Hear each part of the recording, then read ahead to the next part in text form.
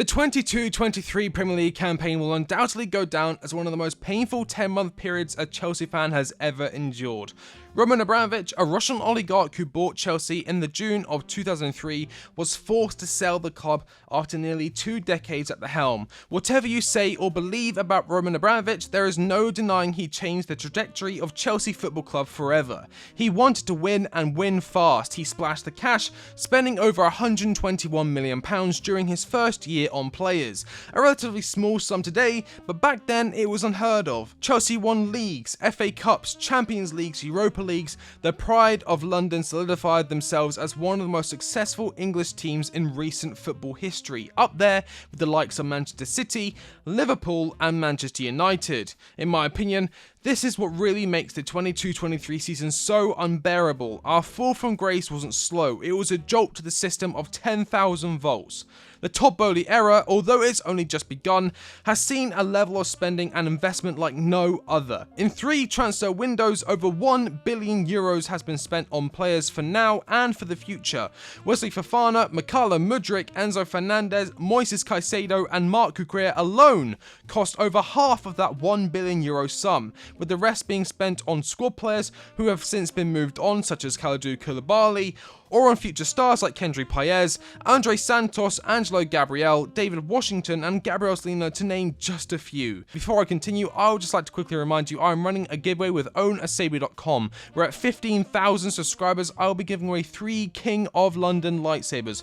All you have to do to enter is subscribe to the channel and check the pinned comment down below, and with that, on with the video. One of the biggest problems Chelsea faced last season was the amount of disruption behind the scenes. Thomas Tuchel, Graham Potter, Bruno Sautor and Frank Lampard all had a stint in charge of a side which desperately needed balance and consistency. And then on the 29th of May, Chelsea would announce former Spurs and PSG manager Mauricio Pochettino would become the new head coach of Chelsea Football Club. At first, I was skeptical. Prior to my Pochettino breakdown, my view regarding Poch was somewhat limited. I knew he came from Spurs and that alone created some apprehension, and I knew his time at PSG wasn't exactly shrouded in excellence, but after looking into him and what he created during his time at Spurs with a rather limited budget, I became rather optimistic of a future under the Argentine coach.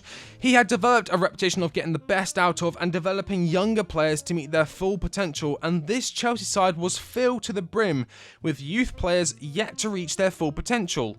My optimism grew during pre-season, where Chelsea started to do something I haven't seen in many moons.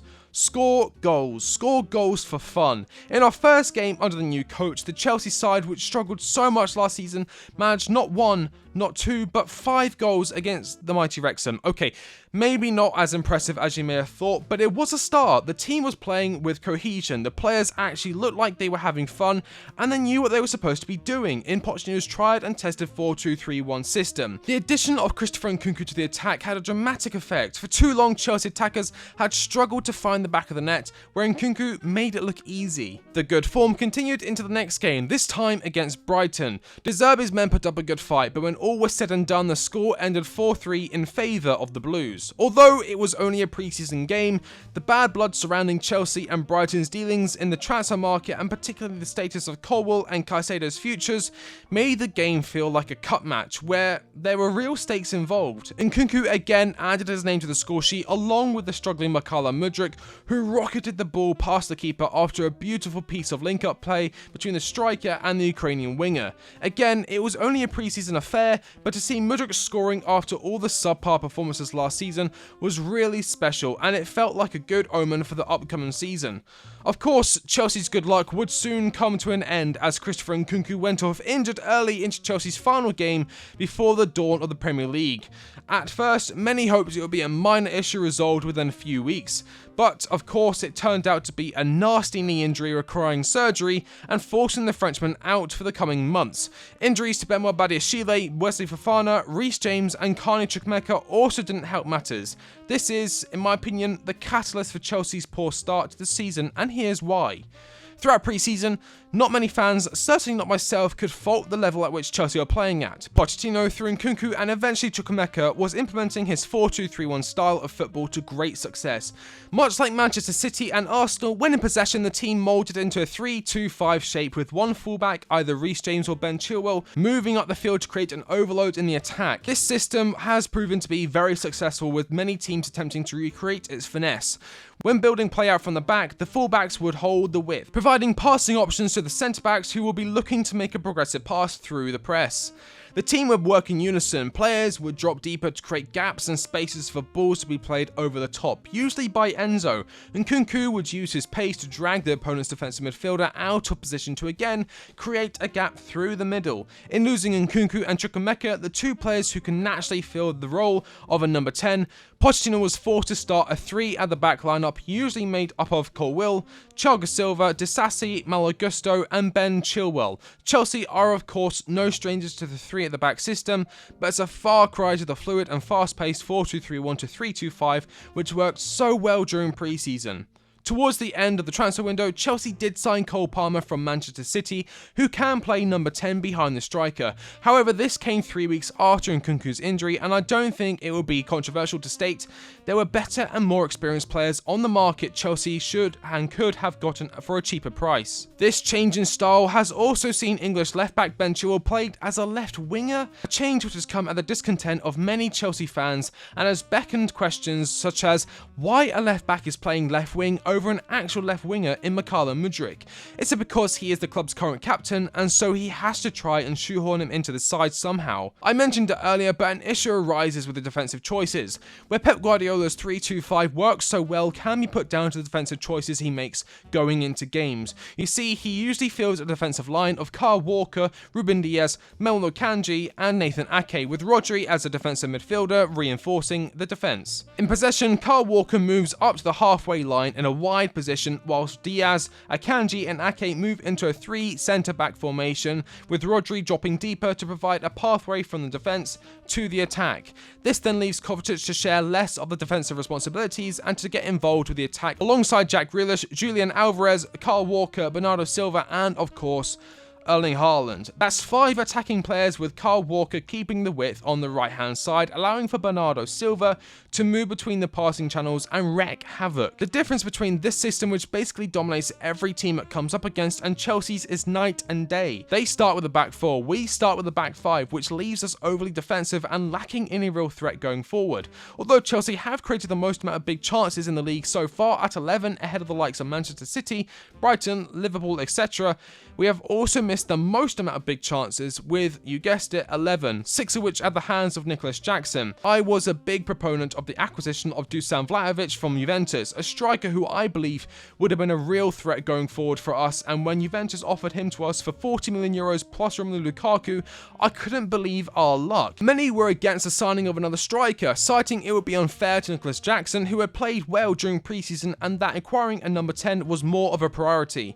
To that I would say, why not both? In Chelsea's loss against Nottingham Forest, the only attackers who started that game were Nicolas Jackson and Raheem Sterling, a rather embarrassing fact considering it was against Nottingham Forest. When we went to goal down shortly after the start of the second half, we took too long to make changes, with Madueke and Palmer coming on for Conor Gallagher and Ben Chilwell, and later on Mudryk and Maatsen replaced Caicedo and Malo Gusto, but by then Forest had already settled into a highly defensive shape and Chelsea continued to struggle breaking down a team sitting back, absorbing all pressure. It wasn't long after the full-time whistle when questions began to arise. Why is Chilwell starting as a winger? Why is Gallagher playing in a pivot with Caicedo, with Enzo playing almost as a number 10 but not really? Nonsensical decisions left us stunned. We have strayed from what made us a threat and failed to reinforce the goal-scoring department following Nkunku's injury.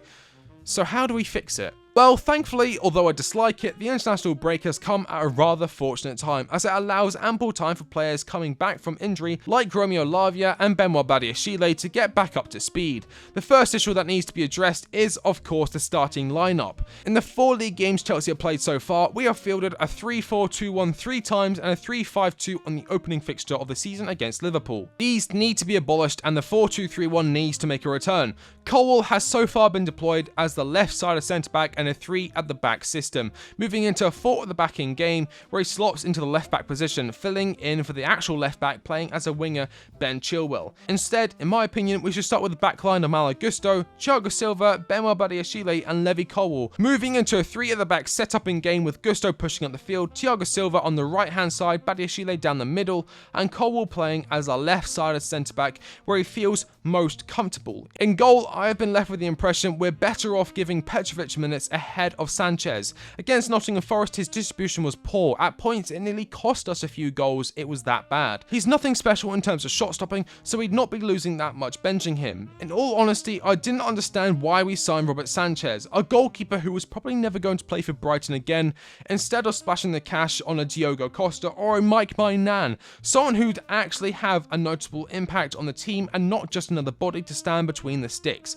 In fact, Robert Sanchez currently ranks in the lowest out of all other goalkeepers in the league, with a save percentage of just 54.5%. For reference, Alisson Becker has a save percentage of 85.7%. In the midfield pivot, I would start Enzo Fernandez and Moises Caicedo, although I would love to see how Romeo Lavia slots into this midfield. I feel like he's more of a sitter than Caicedo is. Caicedo is a bit like N'Golo Kante in a sense, where he likes to roam the pitch looking to intercept play wherever possible, whereas Lavia would be more suited to hold down a specific territory of the midfield, just in front of the defensive line, similar to Rodri for Manchester City. Enzo Fernandez would then be given more creative freedom. He already ranks second in the league for the most accurate long passes at 6.3 per 90, with a 75.8% accuracy, second only to Rodri. This doesn't mean he'll be playing at striker, more as a number 8 that can drop deeper to collect the ball if needed. He is one of, if not the most influential player in this Chelsea side, so providing him with the most amount of freedom possible is crucial. In front of the midfield pivot is the attacking midfield and the wide forwards. For me, I'm starting Mudryk off the left, Palmer down the middle behind the striker and Raheem Sterling off the right. Last season was tough for Raheem. He joined the rest of the squad in underperforming and failing to reach the expectations bestowed upon him. Last season, in 28 league appearances, the English winger scored 6 times and assisted 3 goals. However, this season he looks to be back to his old self, already netting twice. It seems he's been instructed to be far more direct, taking on defenders instead of looking for the easy pass back and around the box, which has certainly been a welcome change. Cole Palmer can be rather versatile and can certainly play the role of the number 10, playing in and around the striker. His outside the box shooting range is also helpful, as teams do like to sit back against us, meaning it provides us with a way of scoring without necessarily having to pull defenses apart for 10 minutes for a pass across the face of goal. I'm starting Mudryk on the left. In possession, he'll be vital to creating width up front. I agree with his statement in which he compared himself to Vinicius Jr. in a sense where in Vinny's first season he was criticised for having just pace and nothing else to go with it. Zinchenko, a player who knows Mudryk very well, believes the Ukrainian to be faster than Mbappe, and we've already seen glimpses of this legendary pace. I believe when given the opportunity to start games on a consistent basis, Mudryk will find his form he wowed spectators at whilst at Shakhtar Donetsk, even improving upon his end product along with his decision-making skills. There is a real talent there that needs to be nurtured, not subbed on with 50 minutes to play with the other team parking the bus. That doesn't help anybody. Finally, up front is Nicholas Jackson, who will play a very important role. Like most systems, the attack revolves around this striker, and in Jackson's case, Pochettino likes the striker to drop into deeper areas, dragging the defensive structure of the other team apart as the defender stays with their man. This opens up gaps and opportunities for the likes of Cole Palmer, Mudryk, Sterling, and even Malo Gusto or Reece James, when he's fit, to exploit. Each one of these names mentioned have the necessary pace and attacking know-how to really punish defense. You just have to give them a chance. In theory, with this setup, Chelsea would have attacking-minded players creating chances and putting pressure on the opponent. If Jackson is able to find a consistent run of form, I don't see any reason as to why this Chelsea side can't climb the table to the coveted top 4 spot. It provides defensive stability, a box of passing lanes in the midfield along with an overload in the attack, causing trouble and stretching defenses to no end. I have no doubt come the January transfer window, Chelsea will once again look to the transfer market. My guess would be another striker if Nicholas Jackson and Armando Broja fail to deliver. Jonathan David will be on the market alongside potentially Dusan Vlahovic and Gift Orban. If Chelsea want to wait a little bit longer, Sesko may also be available to the Pride of London in the summer. By the January window, Chelsea should have players like Reece James and Christopher Nkunku back in the squad, ready to cause mayhem. Also, there is some speculation Manchester United and Jadon Sancho are ready to part ways. If it does end in a contract termination, I believe Sancho would be a brilliant addition to our attacking options, and I will go over this in another video. Other variations of the setup do exist, with Ian Maatsen playing at left back, with Badiashile, Colwill and Thiago Silva at the centre back position, allowing for Maatsen to progress higher up the field, an area in which he's more dangerous in compared to playing at left back. The point being, in starting with a 4-2-3-1, it allows for so much more attacking versatility whilst also providing a neat defensive structure. And that is how I would fix Chelsea if I were Mauricio Pochettino, but I could be wrong. Let me know in the comment section down below your thoughts. Are you tired of the Ben Chilwell at left wing experiment? Where do you think the team I outlined finishes in the table? What players would you like to see me break down next? As always, I've been the Quick Take, and I will catch you on the next one. See you later.